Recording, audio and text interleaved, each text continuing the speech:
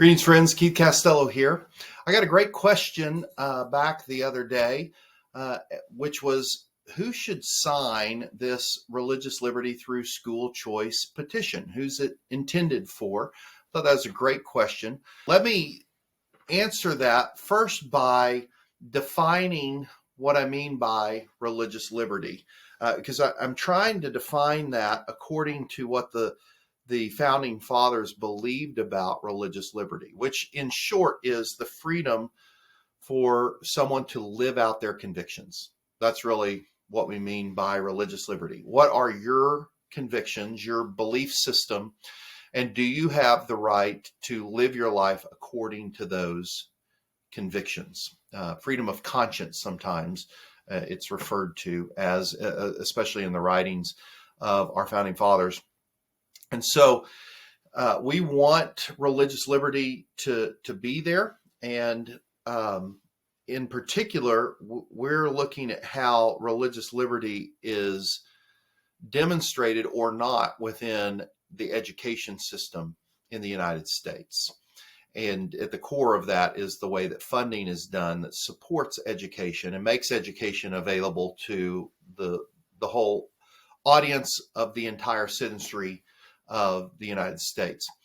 And so that's what we mean by religious liberty, the ability that each individual citizen has to live out their convictions in every aspect of their life, including education. So religious liberty also encompasses all faiths. And I understand that means it encompasses people who do not believe like I believe. And I'm asking them to have it encompass me and what I believe when they don't agree with that. And so certainly, if you think about the whole spectrum of faith systems, whether it's Judaism or Islam or Buddhism or Christianity, you can think of things that have been more localized in the United States, like Mormonism. You've got other world systems like Baha'i or Scientology.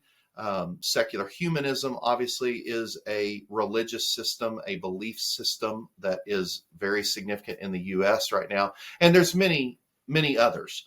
The point is that each person has liberty to pursue their own beliefs, their own convictions of conscience. And so that's what we mean by that. So, I also think it's easier to define who shouldn't or would not be interested in signing the petition than it is to list everyone who would be interested. So let me start with that. I believe that the public education system in the United States defaults to secular humanism. Secular humanism does not believe there's a God, doesn't believe there's anything supernatural. The material world is all that exists. It's self-existent and it's eternally existent, and it's all that exists. And so those who follow secular humanism deny any supernatural aspect of life, and they believe that the material world is all that there is. And so they don't want instruction about God or religions. And so that's why I believe as we've pushed religious thought and ideas and instruction out of the public schools, we've actually defaulted to another religious system, which is secular humanism. So if you're a secular humanist who wants your belief system to be pushed on to other people, influencing other people in a way that's different than other religious systems, then you will not want to sign this petition, because that's what is happening. In effect, in some respects, you could say the secular humanist perspective is winning. It has a greater footing within our public education system than any other belief system. And so if you're from that camp, you probably don't want to sign the petition, and you don't want to see religious liberty in public schools. So with that being said, I really think anybody outside that group should want to sign the petition, but I'll be a little more specific about that. If you are a family and your kids go to a religious school, frankly, if they go to any private school, but especially a religious-based school where you're paying tuition, but you're also paying your taxes, you want to sign this petition because you should have your birthright as a U.S. citizen and the religious liberty that's guaranteed by our Constitution, and it should apply to what your family and your children get that is set aside for their education. That's just part of being a citizen of this country. If you are a parent or in a family, a parent or student that would like the option to attend a religiously based school, then you want to sign this petition. That's the end we're trying to get to. You would have the freedom to do that if this effort were successful. And so obviously anybody in that camp would want to sign the petition. If you are an employee of a religiously based school, you want to sign this petition. I guess there's probably a lot of Americans that don't know that the average teacher salary in private religious schools is less than public schools. So it's really a calling of conviction to be a teacher or administrator, an employee of any kind in most private schools, most religiously based schools, because in most cases, you're taking a significant pay cut in order to work in that setting. And I don't think that that's right, but that's a reality of where we're at. So if you're an employee of one of these schools and you would like equitable funding for education, you want to sign this petition. If you're an employee even at a public school, but you wish you had the option to work at religiously based schools, you want to sign this petition. If there's any chance that you or someone or a spouse or someone you're connected to wants to work in this kind of setting, you want to sign this petition because it would be, if we won this effort, it would be directly impactful for all of those individuals. Basically, anyone who wants choice in school education should be interested in this petition, whether they're religious or not. I'm a big believer in the value of competition. Some of the schools that I have led are in areas where the public schools are most vibrant, great public schools by public school standards around these, in my case, private Christian schools where I have worked. And I have found the competition is helpful. It is not bad. It forces everyone to do their best, which blesses the education that our kids receive, right?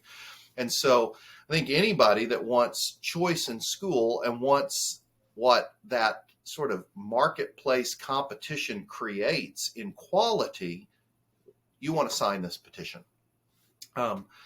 So then you've got wider groups. Anybody interested in personal liberties should be interested in this petition.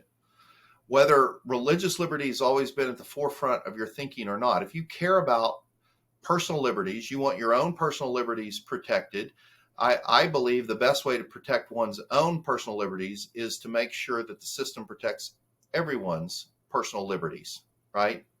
And so I think you should sign this petition. I think if you are a Republican or a Democrat or an independent, you should want to sign this petition.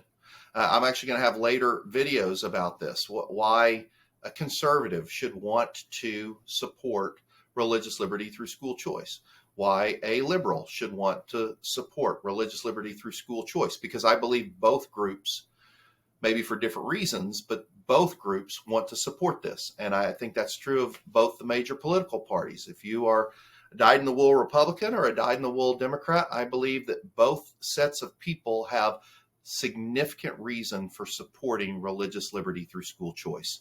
And so I want to articulate that in more depthful videos on those topics in the future.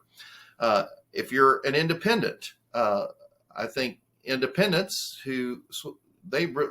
generally really care about personal liberties, right? They're not just going with the flow of everything. And so I would think independents want to sign this.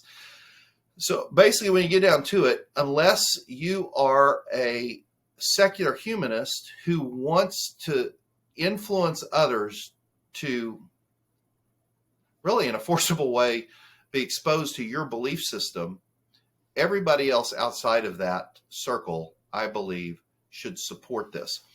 Now, I do know that there are people who really staunchly desire the separation of church and state. And I believe that some of those convictions can be based on impractical ideological illusions. And I'm going to have later posts where I talk through some of those topics. But I believe that religious liberty is our great heritage as United States citizens. And so we should want that religious liberty fully ensconced in the policies and practices of educational funding in our country. Blessings.